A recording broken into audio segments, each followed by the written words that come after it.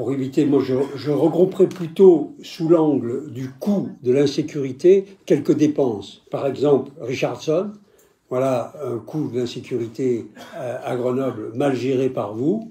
Et je vous signale, moi je suis passé encore cette semaine devant le terrain sur lequel était installé le camp, sur lequel il y a eu l'incendie criminel qui a ravagé l'usine Richardson. Je vous signale que vous avez mis en place un gardiennage qui a coûté très cher, il y a 280 000 € de gardiennage, mais vous y avez mis fin. Donc ce camp, ce terrain est à nouveau disponible pour tout envahissement. C'est donc une gestion calamiteuse qui a produit les effets sur l'entreprise Richardson que le contribuable grenoblois va devoir payer. On a payé 280 000 € de gardiennage.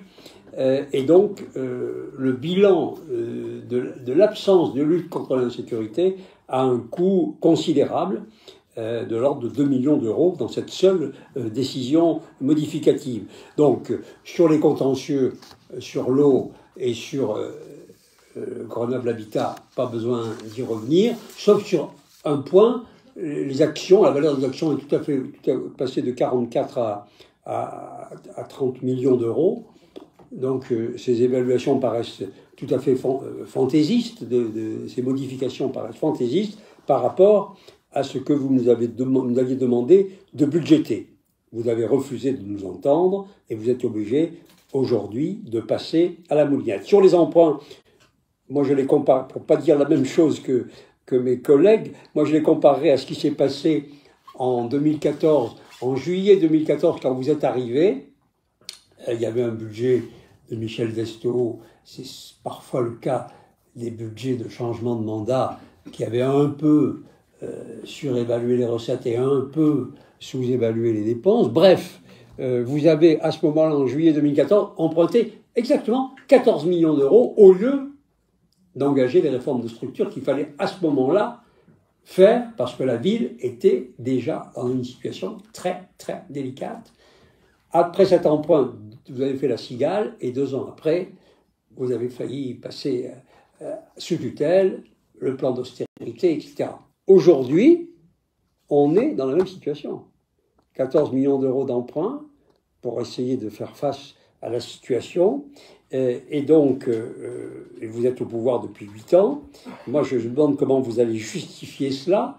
D'autant que les dépenses pour les investissements, je vois que vous réduisez l'enveloppe La Tour Perret, etc. Bon, peu importe, vous décalez. Vous êtes vraiment dans une situation très difficile.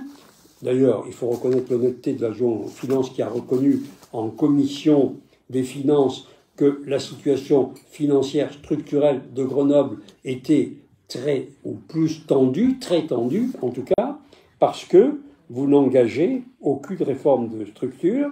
Je ne retrouve pas non plus l'augmentation du point d'indice qui entraînera une augmentation des charges de personnel. Et donc, l'inquiétude est complète. Évidemment, là, vous gardez la tête hors de l'eau avec ces mesures, mais nous sommes très inquiets parce que l'heure de vérité approche. L'été va être caniculaire pour vous dans la préparation du budget 2023. Très chaud, et pas seulement du fait du réchauffement climatique, mais parce qu'il va falloir que vous regardiez comment faire. C'est la raison pour laquelle nous vous reposons la question. Est-ce que vous avez déjà décidé d'augmenter les impôts des Grenoblois en 2023 ? Si vous ne l'avez pas décidé, annoncez-le. Dites que, voilà, dans tous les cas, vous allez gérer et vous allez nous préparer un budget sans augmentation d'impôts. C'est quand même assez facile d'annoncer ce principe et ensuite d'effectuer vos choix. Sinon, le départ de l'adjoint aux finances s'éclairerait d'une manière un peu différente, l'éclairage politique. Et pour les Grenoblois, qui sont déjà les plus imposés de France, l'impôt sur les ménages de Grenoble, des villes de plus de 100 000 habitants, ce serait une inquiétude considérable. La désignation d'ailleurs de Vincent Fristo aux finances démontre que vous choisissez, disons, dans le noyau dur pour affronter les difficultés que vous avez créées par votre gestion, parce qu'il va être quand même difficile, 27 ans après, d'expliquer que c'est de ma faute. Donc, pour toutes ces raisons, monsieur le maire, je pense qu'il faut que vous vous regardiez ce que nous avons dit quand vous avez acheté le crédit agricole, cette folie, on n'arrive pas à avoir le coût de l'acquisition, des réparations, etc. L'hôtel de ville qui s'effondre, les révélations qu'on vient d'avoir sur le patrimoine municipal pour lesquelles vous n'avez pas le premier sou.